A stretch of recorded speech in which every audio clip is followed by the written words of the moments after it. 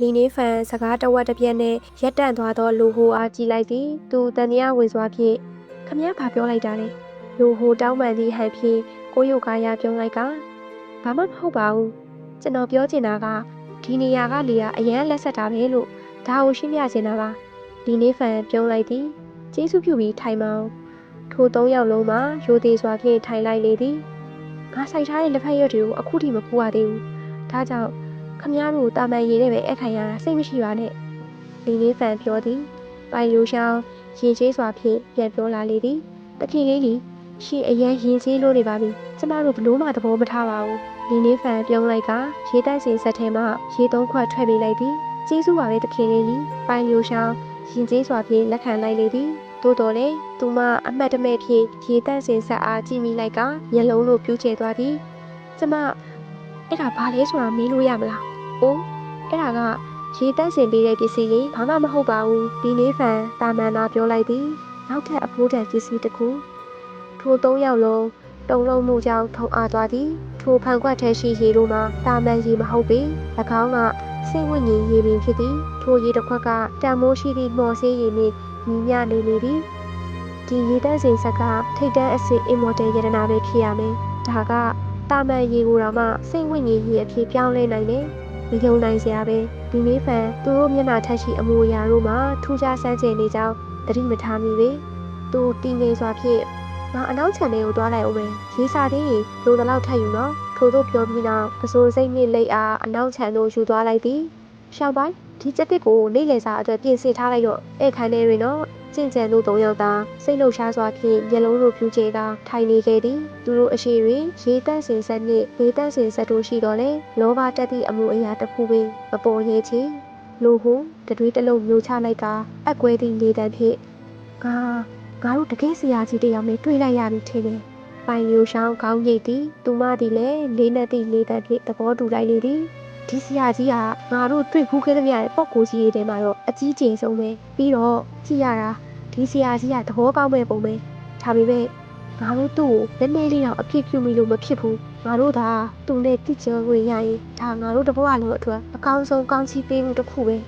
ရှင်ကျူလည်းသဘောတူသည်မစိုးရိမ်နဲ့ငါတို့ခရုစိုက်ပါမယ်ထိုအချိန်တွင်လူဟိုမှာသူ့ခြေထောက်အနာရှိအမိုက်ပုံလေးတို့ကြည့်လိုက်သည်သူနှင်တက်သွားပုံရသည်အမိုက်ပုံထဲ၌ရပုံတပုံပါသည့်စာလိပ်တစ်ခုရှိနေလေသည်လူဟိုဒီဘာလို့ညာလဲခွင့်ပြုချက်မရှိပဲဆရာကြီးရဲ့ပစ္စည်းတွေကိုမထိနဲ့ပိုင်ရိုရှောင်းချက်ချင်းတတိပေးလာလေသည်ဒါအမိုက်တစ်ခုဖြစ်ပုံရတယ်လူဟိုထိုစာလိပ်အားဂရုတစိုက်ဖြင့်ဖြန့်ကြည့်လိုက်လေသည်သူသိချင်နေမိ၏ဒီဆရာကြီးပြစ်လိုက်တာဘာများလဲစာရွက်တွေပုံတပုံပေါ်လာသည်၎င်းမှာတာမန်ဝတ်စုံနှင့်ဝါအုပ်ထုပ်ဆောင်လာသောအသွင်အပြင်ရှိသည့်လူတစ်ယောက်ပုံဖြစ်ပြီးအထီးကျန်စွာလက်ထဲတရှိတစ်လက်ကိုကိုင်ဆောင်လာသည်ထိုပုံမှာရိုးရိုးရှင်းရှင်းရေးဆွဲထားခြင်းဖြစ်ပြီးအကျန်းထည်ဖြစ်မှန်းသိသာသည်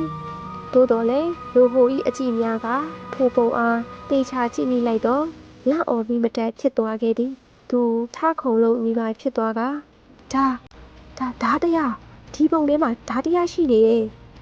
ပိုင်ရိုရှောင်းနှင့်ရှင်ကျူတို့၏အကြည့်များကချက်ချင်းရုပ်ပုံထံသို့ရောက်လာကြသည်တစ်ချက်ကြည့်ရုံနဲ့ပင်သူတို့စက်တီးမွေးကြီးများထသွားလေသည်အထီးကျန်စဉ်ဝါနာကြီးခြင်းကြောက်ရွံ့မှုကင်းမဲ့ခြင်းလောကကြီးအားစိတ်ပြတ်ခြင်းစသည့်ခံစားချက်တို့အားသူတို့ထံကူးဆက်လာသည်သူတို့စိတ်အတွေးတို့မှာထိုဓာသမား၏လောကကြီးထဲဝင်ရောက်သွားရသည့်ဟန်ရသည်ထိုဓာသမားထံမှဓာတရားတစ်ခုမှာကောင်းကင်ထီတိုင်းတိုးတက်နေလေသည်သူတို့အားအသက်ရှူရခက်ခဲစေသည်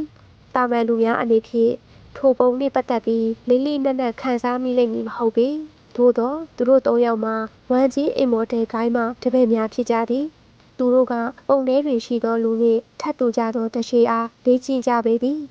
သူတို့ထိုရုပ်ပုံနှင့်ပတ်သက်ပြီးအနည်းငယ်နားလည်မိသည်ထိုဓာရှိကိုင်ဆွဲထားသောလူမှာမြစ်တစ်ဖက်ကမ်းရှိအခြားတစ်ယောက်နှင့်ရင်ဆိုင်ရတော့မည်ဟန်ဖြစ်သည်ရှူလူဟိုချက်ချင်းပုံအားလိမ့်သိမ့်လိုက်သည်ထိုမှသာ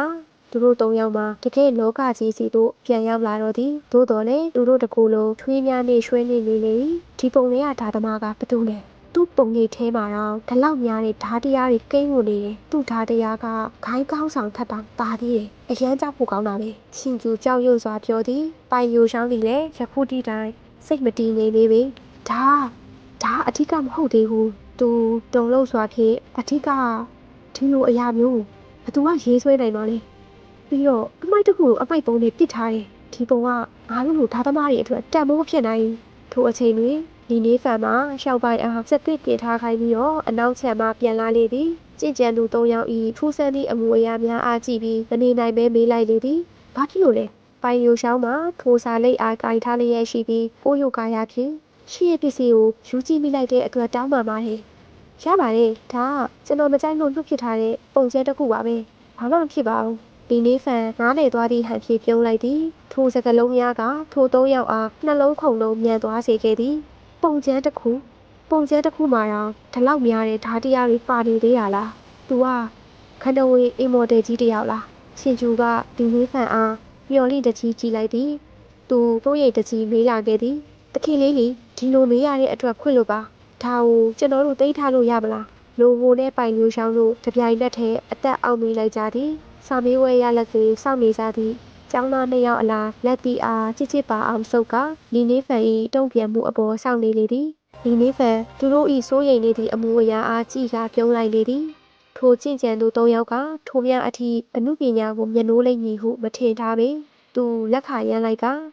ဒါပုံကျဲတစ်ခုပဲမဟုတ်လားရပါလေယူထားလိုက်ပါကျေးဇူးပါပဲတခင်လေးနီထို၃ယောက်မှထခုံပြီးမတက်ဝမ်းသာသွားသည်သူတို့ခိုင်းစီတို့ဒီပုံစံအားယူသွားရမည်၎င်းမှာညီမျှအရေးကြီးမှန်းသိသောကြောင့်တစ်စက္ကန့်လေးပဲမဖြုံးတည်ရတော့ပေပိုင်လျိုရှောင်းလီနေဖန်အားကာရဝပြုလိုက်က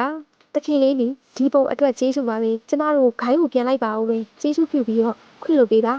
ဘာကြောင့်လောနေရလဲနေလေစာမစားတော့ဘူးလားတခင်လေးနီဒါကအရေးပေါ်ကိစ္စမို့လို့ပါကျမတို့နောက်မှဒီအတွက်တောင်းပန်မှုကိုပြပါတော့မယ်ပိုင်လျိုရှောင်းပြောလေသည်ဒီနေ့ဖန်ခေါင်းငိမ့်လိုက်ကဒါဆိုလဲကောင်းပြီလေနောက်မှတွေ့ကြတာပေါ့နှုတ်ဆက်ပါရဲ့တခင်လေးနီထို၃ယောက်မှပုံစံအားဂယုတစိုက်သိမ်းဆဲကတောင်အောက်သို့အလောတကြီးဆင်းလာကြသည်သူတို့၏ပုံရိပ်များပျောက်ကွယ်သွားပြီးနောက်ဒီနေ့ဖန်ခေါင်းခါရမ်းလိုက်လေသည်စပိကေမှာရနေပြီဖြစ်မယ်ထို၃ယောက်မှဒီနေ့ထိုအကင်အားစားရမည့်ကံမပါဟန်နှင့်တူသည်အခြားတစ်ဖက်တွင်လည်းတောင်ချေ၌မိမလာလေးနှစ်ယောက်မှတောင်ပေါ်သို့လှမ်းတက်လာကြသည်သူတို့ကတောနက်ထဲမှထွက်လာကြသည့်နတ်သမီးများအလားပင်တယောက်မှမြို့ရှိယူဖြစ်ပြီးအခြားတစ်ယောက်သည်တော့စက်တရေအစင်းနှင့်ပြည့်စုံသည့်ခရမ်းရောင်အဝတ်အစားနှင့်အမျိုးသမီးတဦးဖြစ်သည်သူမ၏အစိမ်းရောင်ဆန်တွေများမှာခါအောက်အထိကျဆင်းနေပြီးရတနာ9ပါးစီချေထားသည့်စရိုးတစ်ခုဖြင့်ဆင်မြဲထားသည်သူမအနီးရှိလေသူမှာစက်တရေကိုနေမြင်သာနေပြီးမြင့်မြတ်သည့်ဗရေမတအူအလားပင်မြို့ရှိယူနှင့်ရှင်သောထိုအမျိုးသမီးမှာရည်မြည်နေသည့်တစ်တော်သည့်တလုံးအလားတွင်လာရလန်းတစ်လျှောက်သူမမှာမြို့ရှိယူပြောသမျှအားနားထောင်ပြီးနောက်အဆုံးသတ်၌စပြောလာခဲ့သည်ရှိယူမင်းအိမ်မက်နေရမဟုတ်တာသိကြလားစမ်းကြယ်တဲ့စိတ်ဝိညာဉ်ရုပ်သည်ဉာဏ်အလေးပါဝင်တဲ့ဖရဲသည်ပြီးတော့ပြည့်ဝပညာရှင်ကြီးတဦးဒါတကယ်အဖြစ်မှန်ထက်အိမ်မက်ဆန်မနေဘူးလား